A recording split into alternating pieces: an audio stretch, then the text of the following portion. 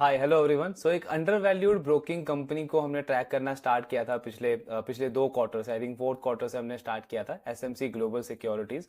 इनका ग्रोथ का नंबर लगातार काफ़ी अच्छा आ रहा था, मार्जिन्स इंप्रूव हो रहे थे, प्रॉफिटेबिलिटी में अच्छी ग्रोथ थी। एंड उसी के साथ में अगर आप इनका कैश ऑन इन्वेस्टमेंट्स वाला पार्ट देखोगे तो वो कंपनी के मार्केट कैप से भी बहुत ज़्यादा था। और पीई अगर हम देखें तो उसका 7 8 9 के पीई के बीच में ये स्टॉक ट्रेड कर रहा था, जबकि इसके जो कॉम्पिटिटर्स हैं, जो पीयर्स हैं, उनका ऑलरेडी अच्छा खासा री रेटिंग हो गया है। 8 9 का पी मल्टीपल उनका 15 18 20 के पी मल्टीपल पे करंटली वो स्टॉक्स ट्रेड कर रहे हैं। तो एक अच्छी री रेटिंग की अपॉर्चुनिटी हमने डिस्कस करी थी इसके स्टॉक में। पास्ट का परफॉर्मेंस काफी अच्छा था। नाउ ऑफ कोर्स अब देखेंगे कि सेकंड क्वार्टर में कैसा रिजल्ट आया है कंपनी का। अगेन वही पॉइंट है, और भी अच्छे रिजल्ट्स हैं, बट पहला फोकस उन पे करना है जिनके रिजल्ट को लेकर के थोड़ा सा कंसर्न है, या फंडामेंटल्स पर्टिकुलरली बिजनेस के चेंज हुए हैं। बिकॉज रिस्क को मैनेज करना ज्यादा इंपॉर्टेंट है इन्वेस्टिंग के अंदर। सो एसएमसी ग्लोबल सिक्योरिटीज का अगर हम बिजनेस मॉडल देखें तो इनके 3 सेगमेंट्स हैं। पहला मेन धंधा तो कंपनी का ब्रोकिंग का है, जहां पे कंपनी ऑफ कोर्स क्लाइंट को प्लेटफॉर्म देती है, ट्रेडिंग वगैरह कराती है, फिर वेल्थ मैनेजमेंट का भी थोड़ा बहुत काम है। दूसरा सेगमेंट है इनका एनबीएफसी वाला, जहां पे ये लोन वगैरह देने का काम करते हैं। और एक इनका सेगमेंट है इंश्योरेंस वाला, जहाँ पे कंपनी जनरल इंश्योरेंस हो गया आपका, जो motor insurance, health insurance, life insurance, ये सारे प्रोडक्ट सेल करती है। मेन जो रेवेन्यू आता है 60% के आसपास वो इनके ब्रोकिंग बिजनेस से आता है। फिर जो एनबीएफसी वाला डिवीजन है वो लगभग 30% कॉन्ट्रीब्यूट करता है कंपनी के टोटल रेवेन्यू में। और इंश्योरेंस वाला बिजनेस कंपनी का 10% के आसपास कॉन्ट्रीब्यूट करता है। तो ये पूरा बिजनेस मिक्स है कंपनी का। अब देखते हैं कि सेकंड क्वार्टर में किस किस बिजनेस से कैसा परफॉर्मेंस आया है एंड आगे का कैसा आउटलुक बनता है इनका। सो ओवरऑल कंसोलिडेटेड अगर आप परफॉर्मेंस देखोगे एसएमसी का, तो 16% से कंपनी का रेवेन्यू ग्रो हुआ है on a Y Y basis. ये ग्रोथ रेट कंपनी की काफी ज्यादा घटी है पिछले कुछ क्वार्टर्स के कंपैरिजन में। लास्ट क्वार्टर में कंपनी का जो ग्रोथ था वो 43 44% था। उससे पहले भी लगभग कंपनी 35 40% के रेट से ग्रो कर रही थी। और अगर आप अभी सेकंड क्वार्टर में जितनी भी ब्रोकिंग कंपनीज के रिजल्ट आए हैं उनका रिजल्ट देखोगे, तो सबने लगभग 30 40% के रेट से ग्रो किया ही है। बिकॉज कैपिटल मार्केट इतना अच्छा कर रहा है, लगातार हाई बन रहा है, लोगों का ट्रेडिंग वॉल्यूम बढ़ रहा है। बट उसके कंपैरिजन में अगर हम देखें तो ये ग्रोथ रेट काफी ज्यादा घटा है एसएमसी ग्लोबल का रेवेन्यू टर्म्स में। देन ऑपरेटिंग लेवरेज मिला है कंपनी को, और इबिटा जो है उसमें 26% की ग्रोथ है। मतलब सेल्स ग्रोथ 16% है, बट इबिटा ग्रोथ 26% है। मार्जिन में भी इंप्रूवमेंट देखने को मिला है। लेकिन कंपनी का जो पैट है वो सिर्फ 14% से ग्रो हुआ है। इसका मतलब क्या हुआ कि रेवेन्यू से इबिटा लेवल पे तो कंपनी ने अच्छा परफॉर्म किया, लेकिन ये इबिटा से पैट ग्रोथ में कन्वर्ट उतना ज्यादा नहीं हो पाया। सिर्फ 14% का ही ग्रोथ आया कंपनी के नेट प्रॉफिट के अंदर। अब आगे इसमें डिस्कस करेंगे कहाँ कहाँ पे कैसा कैसा परफॉर्मेंस है। तो ये इनके 3 सेगमेंट्स हैं। इसमें अगर आप देखोगे तो मेजरली एसएमसी ग्लोबल की ग्रोथ को जो ड्राइव किया है वो इनके ब्रोकिंग बिजनेस ने किया है। ब्रोकिंग बिजनेस का 22% का ग्रोथ आया है। जबकि ये दोनों जो सेगमेंट्स हैं, इंश्योरेंस और एनबीएफसी वाला, इसमें ग्रोथ रेट काफी तेजी से घटा है कंपनी का। पिछले क्वार्टर में इंश्योरेंस वाला बिजनेस ऑलमोस्ट इनका 60% पे ग्रो कर रहा था। एनबीएफसी वाला बिजनेस ऑलमोस्ट इनका 50 55% के रेट से ग्रो कर रहा था। लेकिन इस क्वार्टर में दोनों का ही ग्रोथ काफी तेजी से घटा है। एनबीएफसी वाला का सिर्फ 8 9% का ग्रोथ आया इनके रेवेन्यू के अंदर।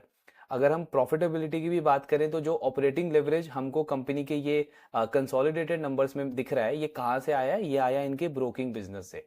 क्योंकि ब्रोकिंग बिजनेस का जो इबिट्टा है वो 45% पे ग्रो हुआ है, जबकि रेवेन्यू 22% पे ग्रो हुआ है।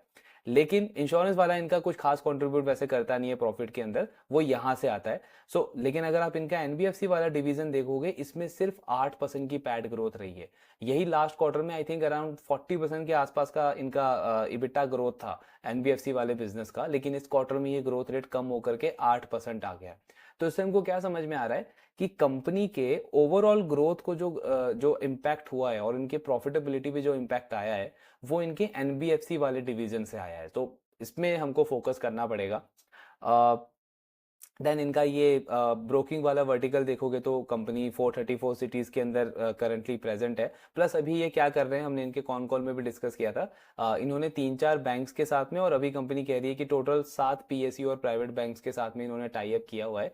जहां पे बैंक के जो कस्टमर आते हैं उनको 3 in 1 अकाउंट ऑफर किया जाता है, जिसमें कस्टमर का सेविंग अकाउंट और जो डीमैट अकाउंट है वो बैंक में खुलता है, और जो ट्रेडिंग अकाउंट है वो एसएमसी की ब्रोकिंग कंपनी में खुलता है। तो इससे क्या हो रहा है कि इनका क्लाइंट एक्विजिशन बढ़ रहा है। सो टोटल क्लाइंट एक्विजिशन अगर आप कंपनी का देखोगे तो अच्छे पेस से ग्रो कर रहा है।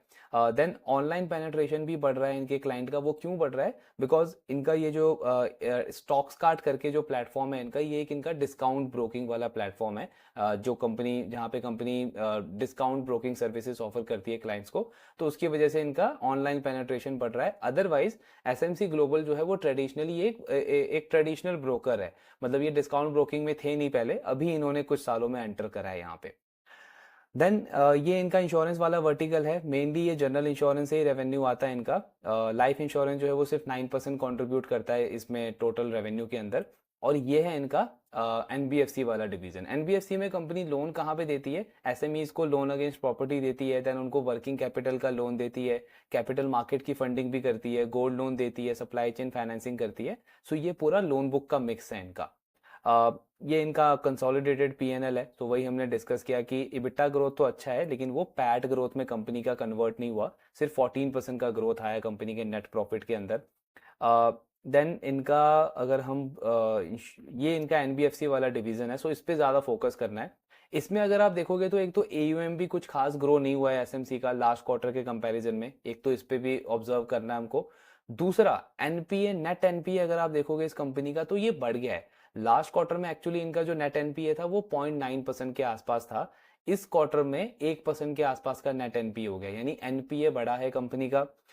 इसके साथ में अगर हम आरओए का नंबर भी देखें तो ये भी काफी तेजी से गिरा है। पिछले क्वार्टर में लगभग 5% का आरओए था कंपनी का, अब इनका आरओए 3.9% पे आ गया है। बिकॉज प्रॉफिट ग्रोथ घटा है आपका, तो उसका इम्पैक्ट आपके आरओए के ऊपर पड़ा है। सिक्योर्ड लोन कंपनी का अब 65% है। मैनेजमेंट ने लास्ट कॉन कॉल में बोला था कि आगे चल के हमको हमारा सिक्योर्ड लोन जो है वो 70-75% तक लेकर के जाना है, लेकिन पिछले क्वार्टर में ये 61% था, तो एक ही क्वार्टर में इन्होंने सिक्योर्ड लोन 61 से 65% कर दिया। ये क्या इंडिकेट कर रहा है कि कहीं ना कहीं इस कंपनी का भी जो अनसिक्योर्ड वाला पार्ट है वहां पे प्रॉब्लम है। एक तो एनपीए बढ़ा, एयूएम का ग्रोथ नहीं आया, दूसरा आपका सिक्योर्ड लोन का शेयर एकदम से 65% हो गया एक ही क्वार्टर में फ्रॉम 61%। तो इस वाले पार्ट पे थोड़ा सा कंसर्न लग रहा है हमको। देन कलेक्शन एफिशिएंसी का नंबर ऑल दो उतना ही है, 98% पिछले क्वार्टर में भी था, इस क्वार्टर में भी 98% है। अब ये जो स्लाइड अगर आप देखोगे तो यहाँ पे थोड़ा सा पिक्चर और क्लियर होता है इस कंपनी का। इनका ग्रॉस एनपी अगर आप देखोगे तो FY24 के एंड तक 2.18% था। लास्ट क्वार्टर में Q1 में इनका ग्रॉस एनपीए और कम हुआ था, 1.98% हुआ था, 2% से भी नीचे आया था इनका ग्रॉस एनपीए। अब कंपनी ने सेकंड क्वार्टर का पर्टिकुलर डेटा नहीं दिया है कि इस क्वार्टर में कितना ग्रॉस एनपीए है, लेकिन ये क्या कह रहे हैं कि फर्स्ट हाफ में FY25 का फर्स्ट हाफ जो है उसमें हमारा ग्रॉस एनपीए 2.16% हो गया है। इसका मतलब क्या हुआ कि पिछले क्वार्टर में तो आपका ग्रॉस एनपीए इंप्रूव हुआ था, 2.18 से 1.98 पे आया था। इस क्वार्टर में आपका ग्रॉस एनपीए इसका मतलब काफी ज्यादा बढ़ा है, तभी आपका फर्स्ट हाफ में ओवरऑल 2.16% का ग्रॉस एनपीए बढ़ा है, हो गया है। तो ये कंसर्न लग रहा है इस कंपनी के एनबीएफसी डिवीजन को लेकर के, बिकॉज एक तो पैट ग्रोथ गिरा है। अगर आप देखो तो कंपनी का पिछले पूरे साल में एनबीएफसी वाले बिजनेस में 56 करोड़ का प्रॉफिट था। Q1 में कंपनी ने 16 करोड़ का प्रॉफिट कर लिया था, यानी कि 28% तो आपने पिछले पूरे साल का प्रॉफिट फर्स्ट क्वार्टर में ही कर लिया था। अब इस क्वार्टर में कंपनी का कितना पैट आया है? सिर्फ 9 करोड़ के आसपास। तो पिछले क्वार्टर से लगभग आधा हो गया कंपनी का प्रॉफिट, नेट प्रॉफिट। एनपीए बढ़ा है, एयूएम का ग्रोथ नहीं है।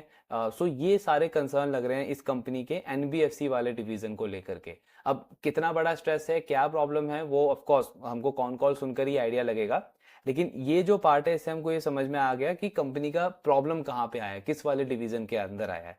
ब्रोकिंग डिवीजन इनका अच्छा कर रहा है, मेन रेवेन्यू वहीं से आता है। उनका भी आप बोल सकते हो कि ग्रोथ रेट बाकी के कंपैरिजन में कम हुआ है, लेकिन स्टिल ओवरऑल उसका ग्रोथ अच्छा है। जो पीई मल्टीपल अगर हम देखें तो उसके कंपैरिजन में तो काफी अच्छा ग्रोथ आया है कंपनी का।